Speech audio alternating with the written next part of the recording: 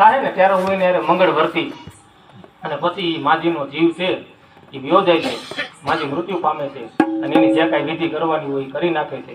પણ એ દીકરી પોતાના પતિને કાખમાં તેડે અને જ્યાં પણ પાણી ભરવા જાય તો આ છોકરાને એના પતિને ભેગી લઈ જાય.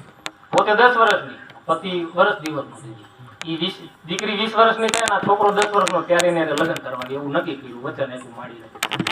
હવે ક્યાંક વાડીએ જાય તો એના એ જે છોકરો હતો એનો પતિ એને શેઠે બેહાડે, પોતે ખેતીનું કામ કરતી હોય. પાણી ભરવા જાય તો માથે હેલ હોય, એક બાજુ ગાગરું ને એક બાજુ એના કંઠને તેડો હોય વર્ષ દિવસના.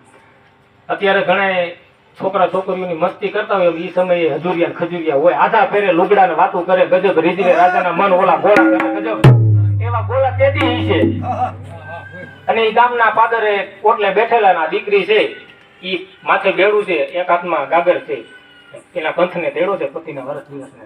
અને એ જે ગામના જુવારડ હતા ને એ એને ગીતની ભાષામાં સમજાવે છે. આપણે બાયુ ઘણી રાહડા લઈ લોકગીતો ઘણી વાર ગાય છે, પણ આ ગીતની ઉત્પત્તિ ક્યારે થઈ ને એ કોઈ ખબર નથી. એટલે એ ઓલા જુવારડ હતા ને એ આ છોકરીને લાલચ આપે છે કે ગોતો ગોરી રે તમને ચિતલની ચૂંદડી મંગાવી દઉં, ઈ ચૂંદડી નો ઓઢનાર રે કાનો રમે છે મારી કેડમાં, ઈ ચૂંદડી નો ઓરનાર રે કાનો રમે છે મારી કેડમાં. ગયો તો ગોરી રે તમને હાલારી હાથીડા મંગાવી દઉં. તારી દીકરી કહે છે કે હાથીડા નો આપનાર રે કાનો રમે છે મારી કેડમાં, નટવર નાનો રે કાનો રમે છે મારી કેડમાં. ગયો તો ગોરી રે તમને ઘોઘાના ઘોડલા મંગાવી દઉં, ઈ ઘોડલા નો આપનાર રે કાનો રમે છે મારી કેડમાં. વિચાર કરજો મિત્રો, ઈ જે દીકરી હતી 10 વર્ષની અને ઈ માડીને વચન આપ્યું હતું, હવે ઈ 20 વર્ષની થાય છે અને એનો જે ઈ પતિ હતો જીવનો માનેલો, વચન આપ્યું છે એને લગ્ન કરવાનું, ઈ દીકરો 10 વર્ષનો થાય છે, આ છોકરી 20 વર્ષની થાય છે ત્યારે એની મંગળ વર્તે છે અને ઈ જે માં જનેતાને ડોહી માને જે વચન આપ્યું હતું વચન પૂરું કરે છે. ગાડાના પૈની જેમ ગળે કઠણ બિયાણા કેળ, પણ હામું બોલા પછી નો ફરે કોઈ નાગડા વારા તાણા વેડ.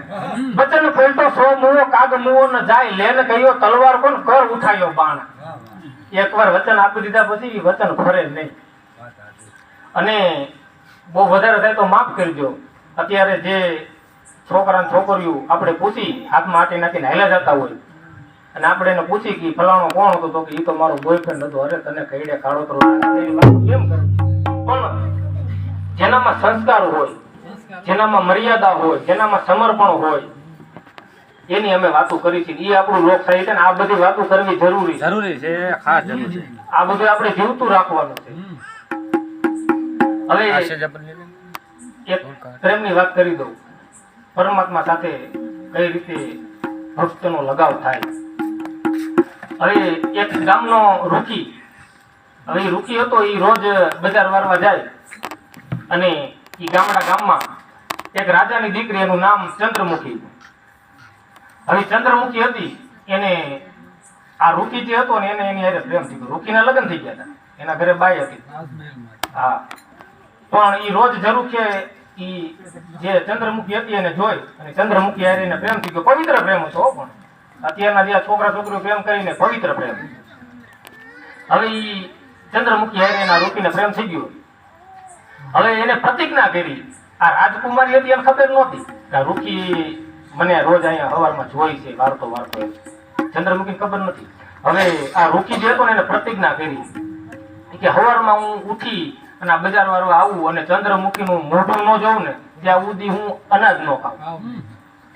હવે એમાં બને છે એવું, કુદરત ને આ વાત રાખવી છે. એક દિવસના સમયે બન્યું એવું કે ચંદ્રમુખી હતી એ જરૂર કે આવ્યા નહીં. હવે આ બજાર વારતો હતો, ઘડીક આમ ભારે ઘડીક આમ ભેગું કરે ચંદ્રમુખીના દર્શન કરવા હાટું, પાછું આમ ફોરી નાખે, પાછું ભેરું કરે, આવું કરે. પણ બપોર થઈ ગયા, ચંદ્રમુખી આવી નહીં. ઘરે આવ્યો, એની પત્ની હતી, પોતાના લગ્ન થઈ ગયા હતા, પોતે પરણિત હતો. કીધું કે તમે ખાઈ લ્યો, તો કે ના મારે ખાવું નથી. તો કે કેમ? કે ના મને ભૂજ દેવું નથી. પોતાની પત્ની હતી એને કીધું કે ગમે ઈ હોય નકર આ આવીને તરત ખાવાનું માંગે શું છે? મજા નથી તો કે ના એવું તો નથી પણ મને ભૂલ થવું નથી. કીધું હું તમારી પત્ની છું, તમારી ધર્મ પત્ની છું, તમે જે હોય તે મને કહો. ત્યારે કીધું કે જે ચંદ્રમુખી છે રાજાની દીકરી, રાજાની કુરી, એની હારે મને પ્રેમ થઈ ગયો છે. મેં પ્રતિજ્ઞા કરી છે કે જ્યાં સુધી એનું મોઢું ન જોઉં ને હવારમાં, રોજ હવારમાં એના દર્શન કરવાનું મોઢું જોઉં પછી જ હું અંદર લઉં. પછી આ જે ઋષિની પત્ની હતી એને કીધું કે એમાં શું થઈ ગયું, કાંઈ વાંધો નહીં, હાલો ને હું ચંદ્રમુખીને જઈને વાત કરીશ. હવે ઈ જે ઋષિની પત્ની હતી ઈ રાજમહેલમાં જાય છે, ચંદ્રમુખીને કહે છે બેન એક વાત કહું તને. તો કે બોલો ને. તમે તો રૈયત કહેવાઓ, અમે તમારા રાજવી છે, પ્રજાનું અમે નો સાંભળી તો કોણ સાંભળે? બોલો ને બેન શું છે? તો મારી બેન તો વાત કરી ગભરામાં. ત્યારે ઋષિની પત્ની કહે છે કે મારો પતિ છે, રોજ અમે બે જણા બજાર વાળવા આવી છીએ, બે જણા સાથે જ આવી છીએ, પણ મારા પતિને તમારી હારે આંખ મળી ગઈ છે અને તમારી હારે પવિત્ર પ્રેમ થઈ ગયો છે. પ્રેમ તમારો પવિત્ર છે, પણ એને એવી પ્રતિજ્ઞા કરી છે કે આ જે ચંદ્રમુખીનું મોઢું ન જોઉં ને ત્યાં સુધી અનાજનો દાણો મોઢામાં ન નાખું, રોજ એનું મોઢું જોઈને પછી જ અનાજ ખાવું. પણ આજ તમે જરૂર કે સવારમાં આવ્યા નહીં અને મારા પતિએ ખાધું નથી, તો એનું શું કરવું? મેં જે કાંઈ હતું એ મેં તમને સત્ય કીધું છે. હવે મિત્રો જોજો આ દેશની સ્ત્રી કેવી હોય. અત્યારે ખાલી હામું જોવાઈ ગયું હોય, પોલીસ સ્ટેશનના પગથિયા ચડાવે, એ આપણી સંસ્કૃતિ નથી. એ ચંદ્રમુખી રાજાની દીકરી હતી, એની પાસે એટલા સિપાહીઓ હતા. એ ધારે તો આ જે રૂખી હતો એના કટકે કટકા કરાવી નાખે. એ ધારે તો એ બાઈને રૂખીની બાઈને ને મારી નાખે. એની પાસે એટલા સિપાહીઓ હતા, સત્તા હતી. પણ એ ચંદ્રમુખી આ દેશની દીકરી કેવી હોય, ચંદ્રમુખી જેવી આ દેશની દીકરી હોય, યુવાનને રજડાવે નહીં.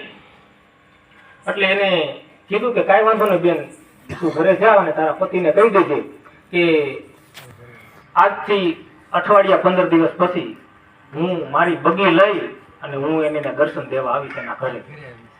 પણ એને તમારા પતિને એટલું કહેજો કે તમારા ઘરે જે કઈ રૂમ હોય ને એ બંધ રૂમ રાખી અને એક માળા લઈ અને રામ નામની માળા કરે 15 દિવસ સુધી, જ્યાં સુધી હું આવું નહીં ત્યાં સુધી. રૂકીનો